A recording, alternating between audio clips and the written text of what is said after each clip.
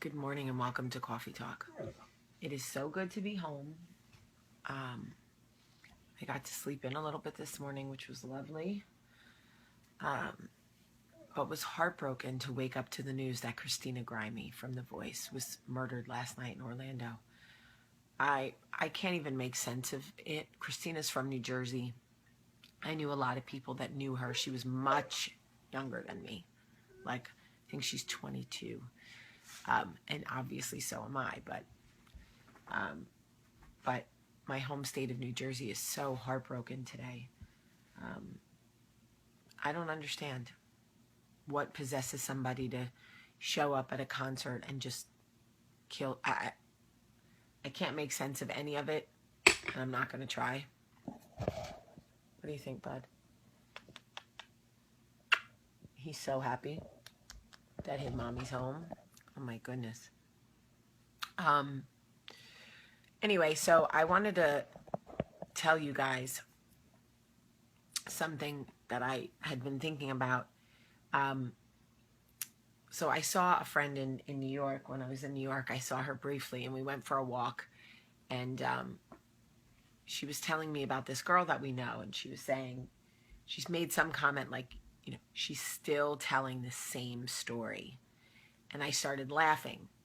This girl that we know is infamous for retelling old heartache stories. I mean, she is the girl that I will introduce her to somebody new, and within 5 minutes, she will start to tell her life sad story. She retells old heartache all the time. She lives in that space, the victim space.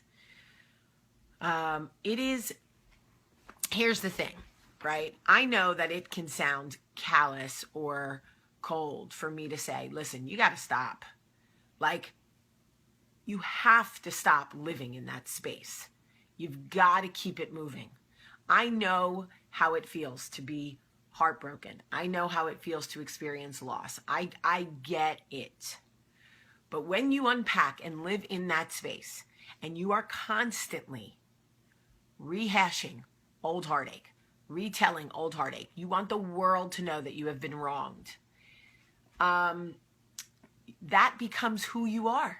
That is how people associate you. The girl with the sob story, the victim girl, right?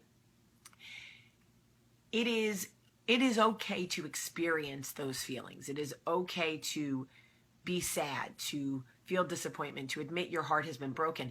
But you can't live in that space. You cannot stay there because you're giving so much energy to the heartache. It almost becomes a means of attention. There is a certain grace period for grieving, and everybody grieves in their own timeline. But when years have passed and you are still retelling the same stories about how you've been wronged by friends or lovers, that becomes your calling card. That is not the message that you want to send. And if you truly can't get out of that space, then let's figure out a way to help you. Because there are people I know that live in that space that want to constantly retell old heartache stories because it's become part of their identity. They literally don't know who they are anymore without those stories, without that heartache, without that injustice and that anger. That is their lane. That is where they stay. We, as a community, have to help pull them out of that lane and get them back into the lane of the living. Because when you get stuck in that space, about the victim space, about how you've been wronged, it becomes a very, it's like a repellent to people. People are like, oh, she's always constantly, with the sob stories and the victim. And people don't want to be in that space. Living life requires risk, requires joy. It requires trying again after your heart's been broken. It requires getting back out there. That is what living life requires. Existing, sure, you can stay in that space forever. You can find that victim space. You can unpack and live there forever. Anytime anyone brings up anything about love, you can immediately jump in about how you lost yours. Your heart's been broken. He did this to you. He did that to you. You can live in that, you can exist in that space if you want, but you're not living. And you deserve to live. You deserve to experience joy. You deserve to love again. You have to allow yourself a clean space for those things to come into your life. If you are repelling all of that, constantly rehashing old heartaches, there's no room for it. There is no room for it. So as she and I were walking, I was saying, what can we do for her? What can we do to pull her out of that space? And she said, a coffee talk she watches every day. And I thought, you know what? Maybe that's it.